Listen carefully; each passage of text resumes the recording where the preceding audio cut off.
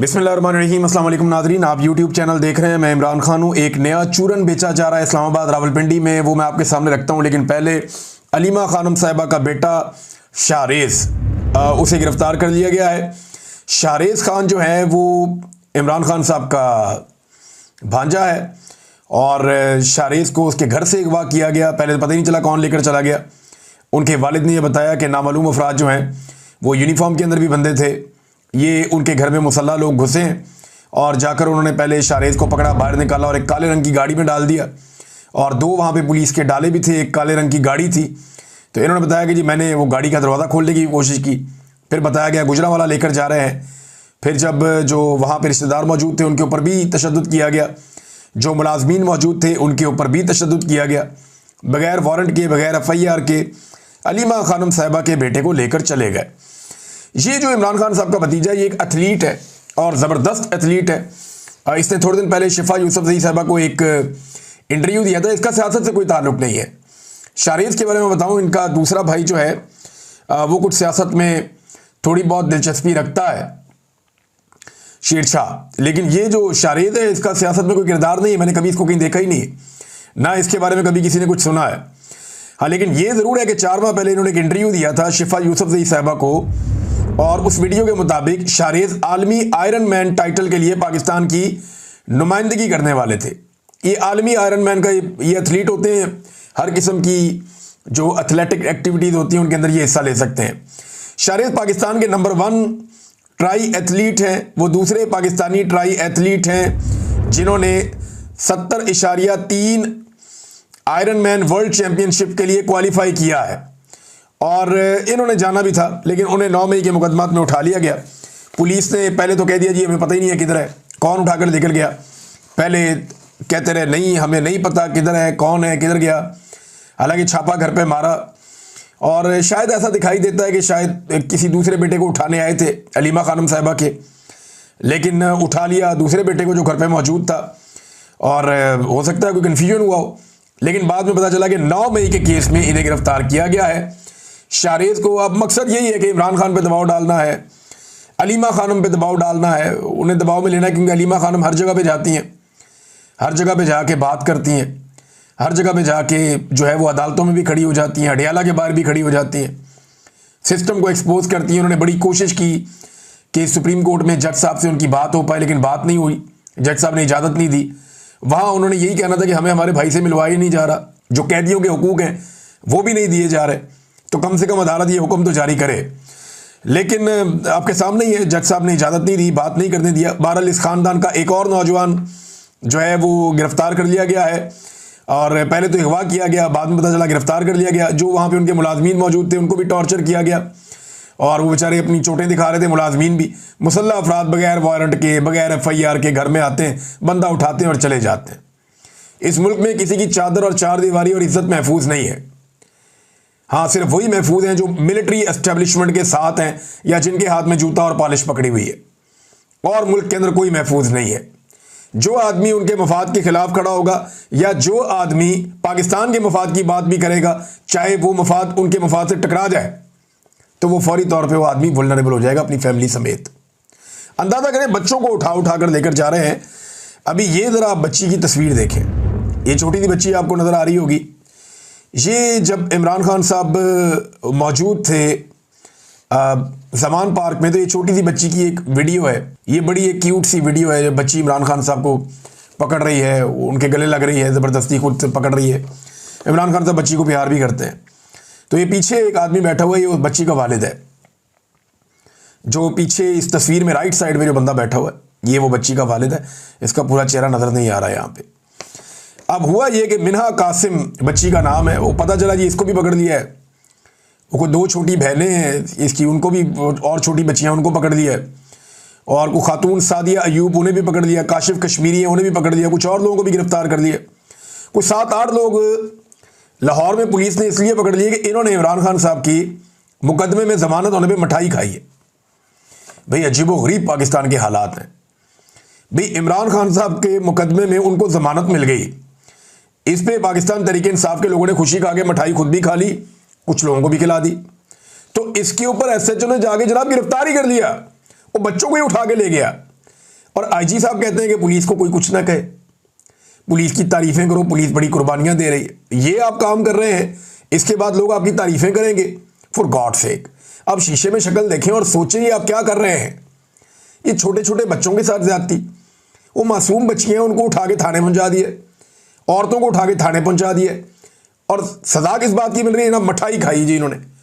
जो वहां पे पूरे इलाके में बात फैली हुई वो यही है कि इन्होंने जनाब मिठाई आज बांटी है और उनको उठाकर ले गए हैं, और इमरान खान साहब के उस भांजे को उठाकर ले गए जिसका ताल्लुक ही कोई नहीं है सियासत के साथ, उसे भी जाके 9 मई के अंदर फिक्स कर दिया है।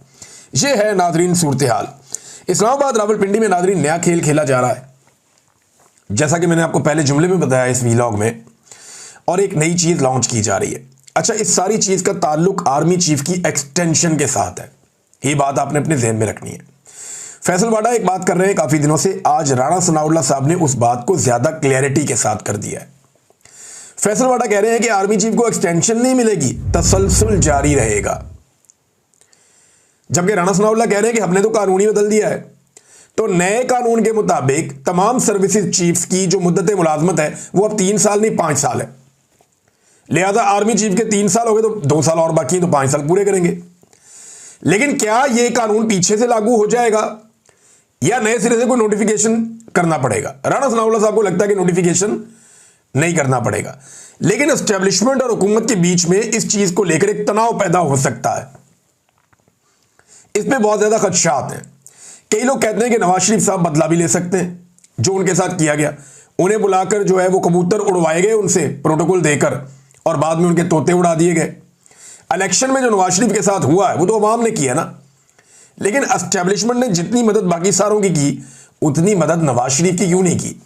नवाज शरीफ की सियासत को वाड़ के रख दिया पाकिस्तान की एस्टेब्लिशमेंट ने। वैसे तो अवाम ने एस्टेब्लिशमेंट की सियासत भी वाड़ दी है, लेकिन जो कुछ एस्टेब्लिशमेंट कर सकती थी नवाज शरीफ को लगता है उनके लिए वो भी नहीं किया गया। लिहाजा क्या आसिम मुनीर साहब की जो एक्सटेंशन के मामला हैं वो इतनी आसानी से हो जाएंगे? ये है वो बड़ा सवाल। अब इसमें एस्टेब्लिशमेंट को 2 चीजें करनी पड़ेगी, एक तो हुकूमत को काबू करना पड़ेगा, दूसरा अपोजिशन को काबू करना पड़ेगा।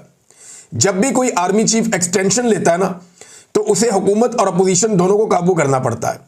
जैसा कि आपको याद होगा जनरल कियानी ने किया था, जैसा आपको याद होगा जनरल बाजवा ने किया था, कि सब ने लाइन में लग के, पीटीआई का फैसला था तो पीएमएलएन ने, पीपल्स पार्टी ने, सारी जमातों, फजलुर रहमान ने और एएनपी ने और दूसरी जमात एमक्यूएम ने, सब ने मिलकर लाइन में सबने वोट डाला था। सारे गए और जाके उन्होंने वोट डाला, नहीं जी नहीं, आर्मी चीफ की एक्सटेंशन है, इसमें हम अपना हिस्सा डालेंगे। तो जनरल बाजवा ने भी सबको राजी किया था। अब जो मौजूदा एस्टेब्लिशमेंट है उसके लिए जरूरी है कि वो सबको एक पेज पे लाए, अगर ये एक्सटेंशन वाला मामला आगे बढ़ाना है तो। अब दोनों तरफ टैकल करना होगा, एक हुकूमत को टैकल करना होगा कि कोई रखना ना पड़े, कोई रुकावट ना आए, और अच्छे बच्चों की तरह ये हुकूमत मामला चलने दे। तो हुकूमत को कैसे डराया जा सकता है? उसका तरीकाकार यह है कि इमरान खान साहब के मुकदमात में एस्टेब्लिशमेंट अगर दबाव हटा लेती है अदालत के ऊपर से, तो उन्हें रिलीफ मिलना शुरू हो जाएगा, इससे हुकूमत डर जाएगी।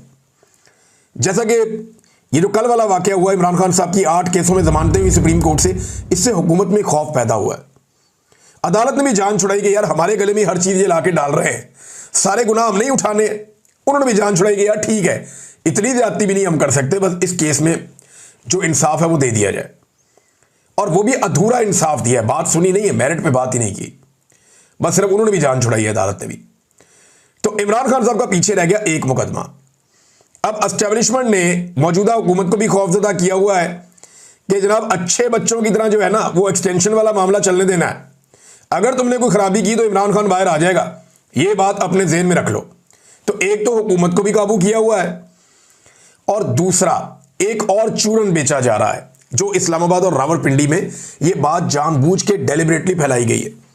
मेरे तक भी एक बंदे के जरिए पहुंचाई गई, बड़ा दावा किया उस बंदे ने, इमरान भाई आपको पता नहीं है, बड़ा ज़बरदस्त काम हो गया है, चीज़ें तय हो गई हैं, इमरान भाई ये होने वाला है जी, वो होने वाला है जी, आप देखेंगे थोड़े दिनों के अंदर इमरान खान साहब भी बाहर आ जाएंगे। ये जनाब मुझे पहले से पता था कि ये अदालत ने फैसला देना है जी इमरान खान साहब के हक में, और बड़ी गेम पड़ गई है, एस्टेब्लिशमेंट अब पीछे हट रही है, ये मामला सीधे हो जाए। वो ये चूरन अब मार्केट में उन्होंने लॉन्च कर दिया। वजह यह है कि पाकिस्तान तहरीक इंसाफ वो वाहिद जमात है जो इसके ऊपर इख्तलाफ कर सकती है। आलमी सतह पे भी पूरी दुनिया के अंदर एहतजाज करते हुए यूरोप में, अमेरिका में, बरतानिया में, हर जगह वो कह सकते हैं कि यार ये आर्मी चीफ ने जो है वो एक अलग तरीके का इख्तियार कर लिया, सियासत में बहुत मुदाखलत कर रहे हैं, लिहाजा ये अपने टाइम पे रिटायर हो जाए, नया आर्मी चीफ आ जाए। वो मुतालबा कर सकते हैं, पहले भी करते रहे, आर्मी चीफ पे बहुत तनकीद भी करते रहे। तो एक तो पाकिस्तान तहरीक इंसाफ वो वाहिद जमात है जो ये कर सकती है, पूरी दुनिया में भी और पाकिस्तान में भी। लिहाजा उन्हें चूरन दिया जा रहा है कि नहीं हम तो इमरान खान के हक में हैं, आप देखेंगे थोड़े अरसे में इमरान खान बाहर आ जाएगा और मामला ठीक हो जाएंगे। और इमरान खान पे शदीद तरीन दबाव डाला जा रहा है कि कुछ भी करके सितंबर अक्टूबर तक इमरान खान को तोड़ा जाए। अब जो मैंने आपको बताया था ना 2 दिन पहले, वो मालूमात मैंने आपको बहुत कम दी है। इमरान खान साहब को जेल में जिस लेवल का तंग किया जा रहा है और ज़हनी टॉर्चर किया जा रहा है, आप उसका अंदाजा भी नहीं कर सकते। मैं उस कैद तन्हाई से गुजरा हूं जिनमें वो बहुत तकलीफ देते हैं। यानी इमरान खान पे कोई ऐसा तो नहीं है कि वो टॉर्चर करते होंगे, लेकिन ज़हनी टॉर्चर बड़ी खौफनाक चीज़ है। मुझे अच्छी तरह याद है, एक दिन मैं आवाज़ें दे रहा था कि आओ यार मारने ही आ जाओ, और कोई बात तो करो मेरे साथ, मारने ही आओ लेकिन आओ तो सही। ये होता है। तो इमरान खान साहब को उस लेवल का अब ज़हनी टॉर्चर दिया जा रहा है। मैं उसे इमेजिन कर सकता हूं कि वो कितनी तकलीफदेह चीज़ है जो उनके साथ की जा रही है इमरान खान के साथ, सिर्फ तोड़ने के लिए कि कुछ भी करके पाकिस्तान तहरीक इंसाफ को इस बात पे कायल करें कि ठीक है ये एक्सटेंशन वाले मामला तो आप चलने दें, आपके लिए भी हालात बेहतर हो जाएंगे। तो ये सिर्फ ट्रक की एक बत्ती है। याद रखिएगा कि आसिम मुनीर साहब की जो अलाइनमेंट है ना, वो पीडीएम की जमातों के साथ ही रहेगी, वो कभी भी किसी और तरफ नहीं जानी। वो नेचुरल है ना, वो उसी तरफ रहनी है, वो दूसरी तरफ जा नहीं सकती। और अगर पाकिस्तान तहरीक इंसाफ ने कोई डील करनी होती तो वो पहले कर लेते, डील ना करके तो वो यहां तक पहुंच गए अभी तक इमरान खान साहब। और अगर वो डील करेंगे तो उसके नताइज का उनको अंदाजा भी है कि फिर वो बिल्कुल आसिफ अली जरदारी और नवाज शरीफ वाली कैटेगरी में अगर ना भी गए तो उसके आसपास कहीं खड़े हो जाएंगे, और बाकी सारे भी ये कहेंगे जनाब जैसे हमने किया वो इमरान खान साहब ने किया। तो हम में और इमरान खान में फर्क कोई नहीं है, तो हम बेहतर है जनाब हमें आप लें, फिर ये नारा चलेगा पाकिस्तान के अंदर। बहरहाल ये एक नया चूना बेचा जा रहा है और लगातार बेचा जा रहा है, लेकिन मेरे अंदाजे में ये सिर्फ और सिर्फ एस्टेब्लिशमेंट की एक ऐसी कार्रवाई है जिसमें वो हुकूमत को और अपोजिशन को दोनों को कंट्रोल में रख के अपना नवंबर तक का टाइम निकालना चाहती है। मुझे लगता है कि इससे आगे और कुछ नहीं है। अब नाज़रीन आ जाए सोहेल बड़ाइच साहब वाले मामले में। देखिए सोहेल बड़ाइच साहब ने जो कॉलम लिखा है ना, उस कॉलम को आईएसपीआर, डीजी आईएसपीआर ने झूठ पर मबनी करार दिया। उन्होंने कहा जी मन घड़त है और अपने ज़ाती फ़ायदे के लिए सोहेल बड़ाइच ने यह किया है। तो मैं आपको एक चीज़ क्लियर करूं कि ये ज़्यादती है। तमाम सहाफ़ियों को इस मामले में सोहेल बड़ाइच के साथ इसलिए खड़े होना चाहिए कि आप पहले अपनी ख्वाहिशात का इजहार करें एक सहाफ़ी के सामने, और जब वो चीज़ें रिपोर्ट कर दें तो आप उसी को गालियाँ दें और उसी को बुरा भला कहें। यानी हम आपके ऊपर तनकीद करें तो हमारे ऊपर मुकदमा दर्ज हो जाए, और आप जब दिल करें जिसको मर्जी झूठा करार दे दें, मन घड़त करार दे दें, ज़ाती मफाद वाला करार दे दें, मफाद परस्त करार दे दें। तो ये सोहेल बड़ाइच के साथ ज़्यादती है। देखिए ना, सोहेल बड़ाइच साहब के 2 मामलात हैं। एक मामले में वो बिल्कुल ठीक है मेरी नज़र में कि जो उन्हें आर्मी चीफ से उन्होंने सुना, जो उनको समझ आया उन्होंने लिख दिया। एक सहाफ़ी का काम यही है, उन्होंने यही काम किया। उन्होंने सुना कि आर्मी चीफ को इमरान खान से कितनी नफरत है, वो माफ़ी चाहते हैं, वो मंगवाना चाहते हैं, वो नाक कड़कड़वा के दम लेंगे, इस तरह के मामला ये पहले मैं सुनता रहा हूँ बहुत। डीजी आईएसपीआर अपने मुंह से कह चुके हैं माजी में। तो जो सोहेल बड़ाइच ने सुना, जो अंडरस्टैंड किया, उसको लिख दिया। यहां तक तो उनकी कोई गलती नहीं है, लेकिन उन्होंने आर्मी चीफ की ख्वाहिश की तकमील के लिए बाद में जो कॉलम लिखे कि नहीं इमरान खान को माफ़ी मांगनी चाहिए, ज़रूर माफ़ी मांगनी चाहिए, मकबूलियत कुछ नहीं होती, कबूलियत असल चीज़ होती है। ये सारी चीज़ें जो है ना, उमर दराज गोंदल साहब ने बड़ी मज़े की बात की। उन्होंने कहा जी सोहेल बड़ाइच साहब से पूछा जाए कि आज के दिन वो मकबूलियत के साथ है या कबूलियत के साथ है जो उनके साथ एस्टेब्लिशमेंट ने कर छोड़ी है। तो मामला यह है कि एस्टेब्लिशमेंट ने जो चाहा, जो किया, उसको रिपोर्ट करना बुरी बात नहीं है, लेकिन उसके लिए रास्ता हमवार करना यह नामुनासिब था।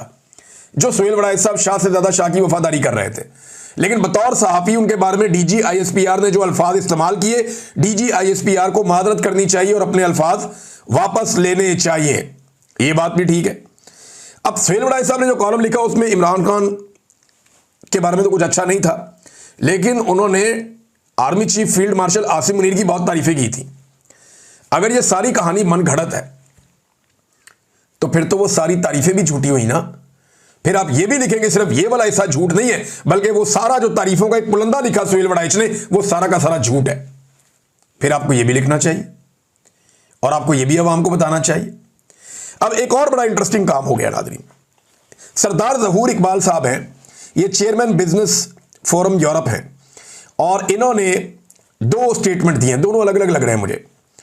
और ये वहां पे जो तकरीब हुई थी ब्रसल्स में, ये उसके मेज़बान थे मुबैना तौर पे। उन्होंने पहले एक इंटरव्यू देते हुए तस्दीक की कि जो लिखा सोहेल वड़ाइच ने वो हमारे सामने हुआ है, फील्ड मार्शल की दिल की कही कई बातें भी मजीद सामने आएंगी, ये उन्होंने पहले कहा। यानी वो एक टीवी चैनल को इंटरव्यू दे रहे थे, अबसार आलम को। उसमें उन्होंने कहा जी कि जो सोहेल वड़ाइच ने लिखा, वो खाने की टेबल पे भी बैठे और वो जो बातें हुई, वो जो उन्होंने लिखा वो हमारे सामने हुआ। पहले उन्होंने वहां पे मैंने जो सुना, मैंने वो हिस्सा थोड़ा सा एक वहां मुझे लगा कि शायद वो सोहेल वड़ाइच की कोई तस्दीक कर रहे हैं, लेकिन उसके बाद उन्होंने एक पर्सनल एक वीडियो जारी की। उस वीडियो में उन्होंने कहा जी सोहेल वड़ाइच साहब ने ज्यादती की है। वीडियो में वो कहते हैं कि 2 घंटे की स्पीच थी, इस बातचीत को बेस बनाकर कॉलम लिखे गए, नाइंसाफी है, हकीकत को सही तरीके से बयान ना करना गलत है। सूरह बकरा की जो कुरान पाक से मुतालिक जो आयात हैं, जो शैतान वाला मामला बताया गया था कि उसने आदम को सजदा नहीं किया, तो उसका मकसद पाक भारत तनाजुर में था, यानी इंडिया पाकिस्तान की लड़ाई के हवाले से वो आर्मी चीफ ने कहा था, इन्होंने ये कहा। और खाने की मेज पर भी 20 लोग मौजूद थे, किसी किस्म का इंटरव्यू या मुकालमा नहीं हुआ, और लेकिन आखिर में गलती कर दी। ये जो सरदार ज़हूर इकबाल साहब हैं, इन्होंने एंड में गलती कर दी अपना पूरा स्टेटमेंट जारी करके। इन्होंने आखिर में जो पाकिस्तान जिंदाबाद का नारा लगाया ना, वो थोड़ा डिफरेंट था। इन्होंने कहा कि पाकिस्तान हमेशा जिंदाबाद। भाई जिंदाबाद का मतलब ही ये होता है कि हमेशा जिंदाबाद, जिंदाबाद का मतलब ही हमेशा होता है।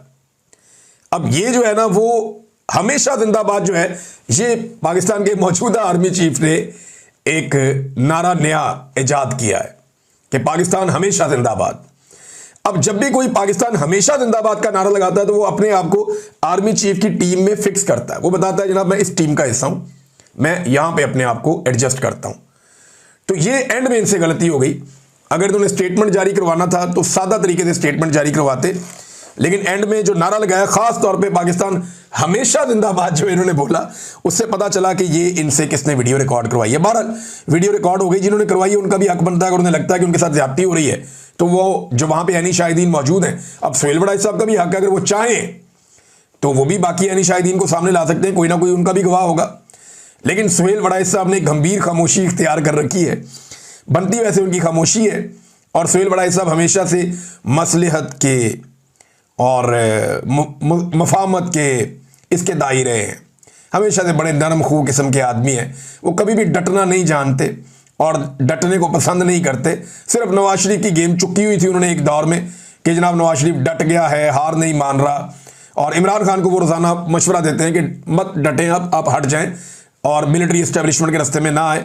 और बड़े मफाहमत पसंद किस्म के आदमी हैं। मुझे नहीं लगता कि सोहेल वड़ाइच साहब इसके ऊपर कोई सख्त मौक़िफ़ ले सकते हैं, और अगर वो लें तो मेरे लिए एक ये ऐसी बात होगी जिससे मुझे हैरत होगी। नाज़रीन एक और ख़बर है, और ये खबर आई खैबर पख्तूनख्वा से। मोहम्मद फ़हीम साहब है, मैंने आपको पहले भी इनके बारे में बताया, ये बड़े अच्छे जर्नलिस्ट हैं।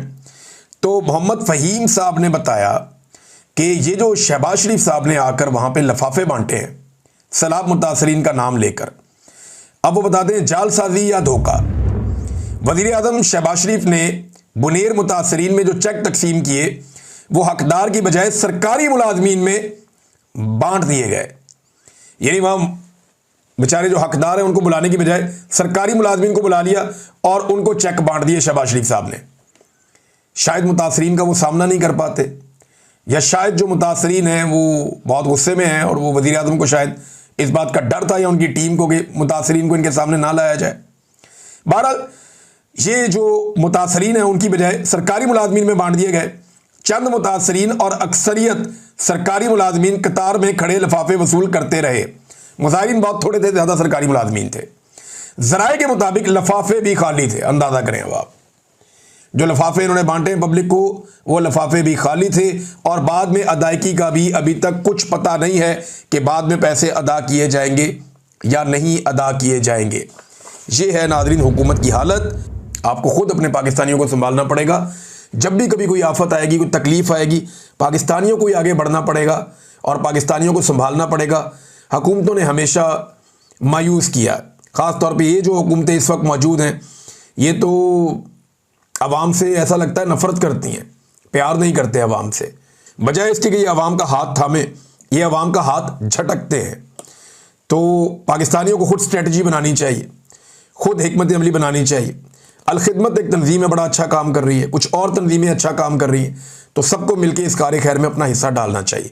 अब तक के लिए इतना ही। अपना ख्याल रखिएगा, अपने चैनल का भी। अल्लाह हाफ़िज़।